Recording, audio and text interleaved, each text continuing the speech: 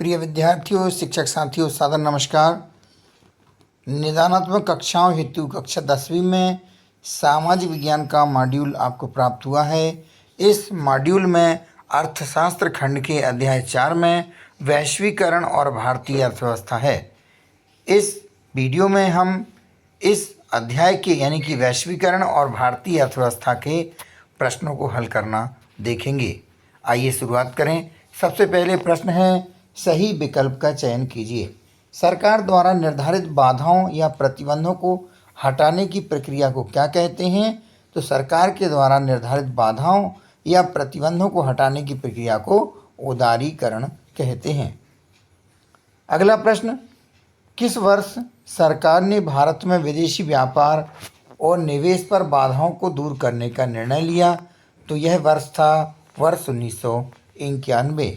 वर्ष 1991 में भारत में विदेशी व्यापार और निवेश की बाधाओं को दूर करने का निर्णय लिया गया था। अगला प्रश्न है, निम्नलिखित में से कौन निवेश को संदर्भित करता है? यानी किस बात से, कौन से कथन से हमें ये पता चलता है कि निवेश किया गया है, निवेश हुआ है? तो इसका दा विकल्प सही है कि संपत्ति जैसे जमीन खरीदने के लिए खर्च किया गया पैसा निवेश कहलाता है। अगला प्रश्न है, विभिन्न देशों के बीच संबंध और तीव्र एकीकरण की प्रक्रिया क्या कहलाती है? तो यह प्रक्रिया कहलाती है वैश्वीकरण। अगला प्रश्न है, सूचना एवं संचार प्रौद्योगिकी को संक्षेप में क्या कहते हैं? तो सूचना एवं संचार प्रौद्योगिकी को संक्षेप में आईटी कहते हैं।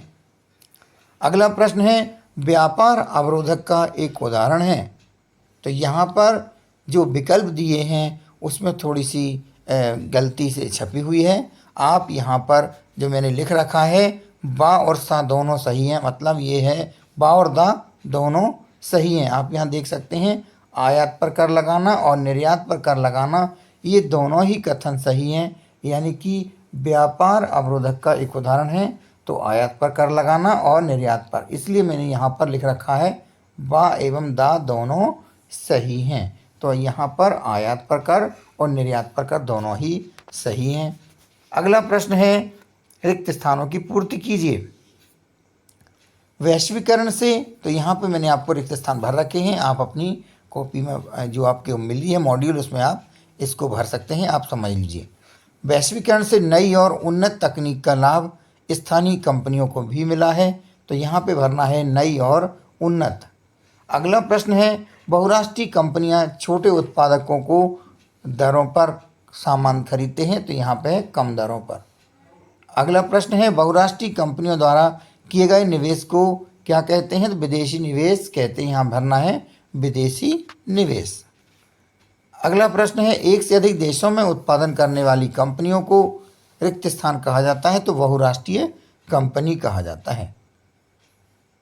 वर्तमान में विश्व के लगभग रिक्त स्थान देश में विश्व व्यापार संगठन के सदस्य हैं। तो सही उत्तर है 160। अगला प्रश्न पूछा है कि सत्ता सत्य बताइए। वैश्वीकरण से भारत में गरीबों को अधिक लाभ मिला है। यहाँ प्रश्न को मैं दोहरा देता हूँ कि वैश्वीकरण से भारत में गरीबों को अधिक लाभ नहीं मिला है।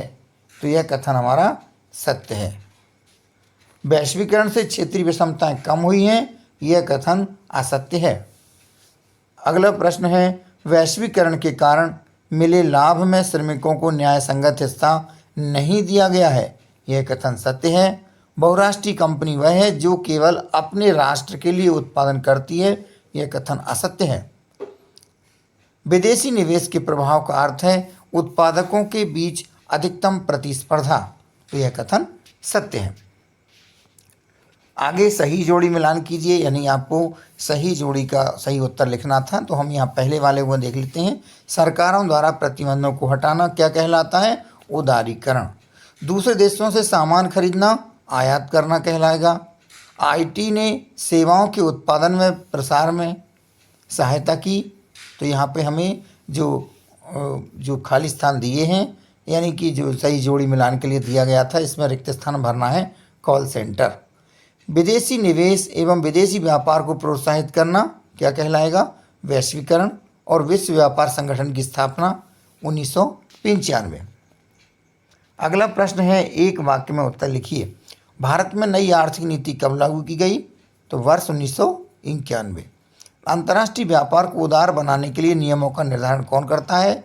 विश्व व्यापार संगठन WTO।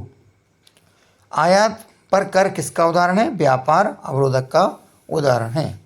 फोर्ड ने 1700 करोड़ लागत से अपना संयंत्र कहाँ स्थापित किया? चेन्नई में। विश्व व्यापार संगठन सभी देशों से संबंधित कौन से नियम बनाता है? तो WTO यानी कि विश्व व्यापार संगठन अंतर्राष्ट्रीय व्यापार से संबंधित नियमों को निर्धारित करता है, बनाता है। अब आगे हम बात करते हैं अति लघु उत्तरीय प्रश्नों की। तो इनके उत्तर भी आपको मैं यहाँ पर बता दे रहा हूँ, आप यहाँ पर देख लीजिए। पहला प्रश्न है, वैश्वीकरण क्या है? विभिन्न देशों के बीच परस्पर संबंध और तीव्र एकीकरण की प्रक्रिया ही वैश्वीकरण है। वैश्वीकरण को बढ़ावा देने वाले कारक कौन कौन से हैं? तो पहला कारक है सूचना एवं संचार प्रौद्योगिकी का विकास। अगला कारक है परिवहन प्रौद्योगिकी। तीसरा कारक है सरकार द्वारा अवरोधों की समाप्ति। और चौथा कारक है इंटरनेट। ये सभी कारक हैं जो कि वैश्वीकरण को बढ़ावा देते हैं। बहुराष्ट्रीय कंपनी किसे कहते हैं?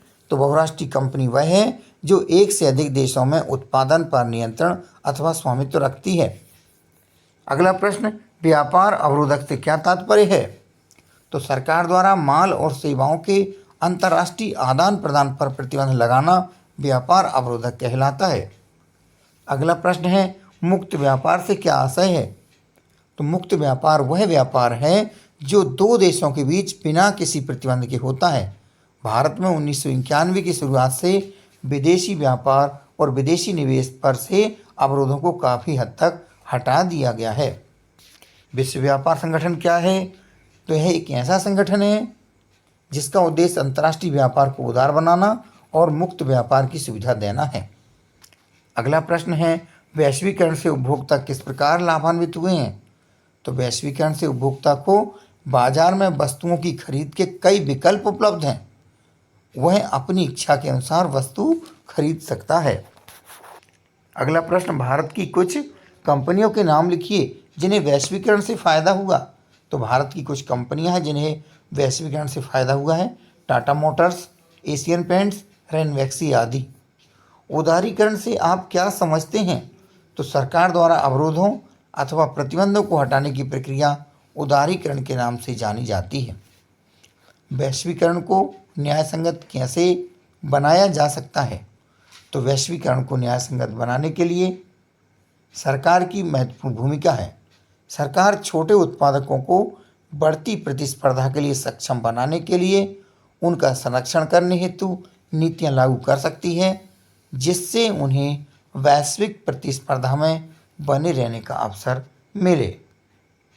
अगला प्रश्न है, बहुराष्ट्रीय कंपनियां स्थानीय कंपनियों को कैसे लाभ पहुंचाती हैं?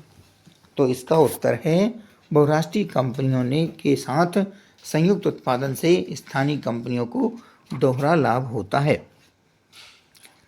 क्या है? आगे है कि बहुराष्ट्रीय कंपनियां अतिरिक्त निवेश के लिए धन प्रदान कर सकती हैं। और दूसरा लाभ है, बहुराष्ट्रीय कंपनियां उत्पादन की नवीन प्रौद्योगिकी अपने साथ ला सकती हैं। अगला प्रश्न है, वैश्वीकरण का छोटे उत्पादकों पर क्या प्रभाव पड़ा है? तो वैश्वीकरण ने बड़ी संख्या में छोटे उत्पादकों और श्रमिकों के लिए बड़ी चुनौतियां खड़ी की हैं। बढ़ती प्रतिस्पर्धा के कारण वे धनी उत्पादकों से प्रतियोगिता करने में असमर्थ हैं। अगला प्रश्न है, सूचना प्रौद्योगिकी क्या है? सूचना प्रौद्योगिकी को संक्षेप में IT कहा जाता है। वर्तमान समय में दूरसंचार क्षेत्र में प्रौद्योगिकी द्रुत गति से परिवर्तित हो रही है, जिससे विश्व भर में एक दूसरे से संपर्क एवं सूचना तत्काल पहुंचाई जाती हैं। आगे प्रश्न है, वैश्वीकरण की 3 विशेषताएं लिखिए। तो यहाँ पर आप विस्तार से देख सकते हैं, मैं यहाँ केवल पॉइंट बोले दे रहा हूँ। आपको अगर इस प्रश्न का उत्तर चाहिए तो वीडियो को रोक करके आप उसका स्क्रीनशॉट ले करके उसमें से लिख सकते हैं। तो वैश्वीकरण की 3 प्रमुख विशेषताएं हैं, वस्तुओं, सेवाओं और पूंजी का आदान प्रदान, दूसरा है सूचना और संचार तकनीक में प्रगति और तीसरा है बहुराष्ट्रीय कंपनियों का प्रसार। अगला प्रश्न है कि बहुराष्ट्रीय कंपनियां किस प्रकार अपने उत्पादों का दूसरे देशों में प्रसार करती हैं, उदाहरण सहित समझाइए। तो बहुराष्ट्रीय कंपनियां अविकसित देशों में निवेश करती हैं। कैसे देशों में निवेश करती हैं? अविकसित देशों में निवेश करती हैं। बहुराष्ट्रीय कंपनियों को सस्ती कीमतों पर सर्वोत्तम गुणवत्ता वाले संसाधन प्राप्त होते हैं। उदाहरण के लिए भारत में फोर्ड मोटर्स द्वारा कार संयंत्र लगाया गया है। भारत के साथ ही अन्य विकासशील देशों को कारें और विश्व में अपने कारखानों के लिए कल पुर्जे का भी निर्यात करता है। तो इस प्रकार से आप इसका उत्तर लिख सकते हैं। श्रम कानूनों में लचीलापन कंपनियों को कैसे मदद करेगा? तो श्रम कानूनों में लचीलापन कंपनियों को इस प्रकार मदद करेगा कि कंपनी मजदूरों और श्रमिकों को अस्थायी तौर पर रखेंगी, जिससे उसे श्रमिकों को पूरे वर्ष का भुगतान करने की आवश्यकता नहीं होगी। इससे नियोक्ता की लागत में कमी होगी, क्योंकि उसे श्रमिकों को कम भुगतान करना पड़ेगा और कंपनी के मुनाफे में वृद्धि होगी, सुधार होगा। अगला प्रश्न है, बहुराष्ट्रीय कंपनियां किस प्रकार वैश्वीकरण में सहायता कर रही हैं? तो देखते हैं किस प्रकार से सहायता कर रही हैं वैश्वीकरण में। बहुराष्ट्रीय कंपनियां वे कंपनियां हैं जो एक से अधिक देशों में उत्पादन पर नियंत्रण करती हैं। यह कंपनियां वैश्विक स्तर पर अपना उत्पादन नहीं भेजती, बल्कि वस्तुओं और सेवाओं का विश्व स्तर पर उत्पादन करती हैं। बहुराष्ट्रीय कंपनियां कई देशों की स्थानीय कंपनियों के साथ पारस्परिक संबंध स्थापित करती हैं। स्थानीय कंपनियों के साथ साझेदारी द्वारा पूर्ति के लिए स्थानीय कंपनियों का इस्तेमाल करती हैं। साथ ही स्थानीय कंपनियों से प्रतिस्पर्धा करके उन्हें खरीदकर बहुराष्ट्रीय कंपनियां दूरस्थ स्थानों के उत्पाद पर अपना प्रभाव जमा रही हैं और वैश्वीकरण को बढ़ावा देती हैं। जैसे कि उदाहरण देखते हैं कि भारत में फोर्ड मोटर्स का कार संयंत्र केवल भारत के लिए कारों का निर्माण नहीं करता, बल्कि वह अन्य विकासशील देशों को कार्य करें और विश्व भर में अपने कारखानों के लिए कल पुर्जों का निर्यात भी करता है। और अंतिम प्रश्न, वस्तुओं के परिवहन के लिए कंटेनर की क्या उपयोगिता है? तो वस्तुओं को कंटेनर में रखा जाता है, जिससे इन्हें जहाज़ों, रेलों, वायुयानों एवं ट्रकों पर बिना क्षति के लादा जा सके। कंटेनरों से ढुलाई लागत में भारी बचत हुई है और माल को बाजार तक पहुंचाने में गति में वृद्धि हुई है। इसी प्रकार वायु यातायात की लागत में गिरावट आई है। परिणामस्वरूप वायु मार्ग से अपेक्षाकृत अधिक मात्रा में वस्तुओं का परिवहन संभव हुआ है। तो विद्यार्थियों, आज के अध्याय में मैंने आपको वैश्वीकरण वाले अध्याय से इस वीडियो में आपको समझाया वैश्वीकरण और भारतीय अर्थव्यवस्था, इसके प्रश्नोत्तरों को मैंने समझाया। आप इसके हिसाब से अपने प्रश्नों को उत्तर लिख सकते हैं। आप सबने वीडियो को देखा, आप सभी का बहुत बहुत धन्यवाद।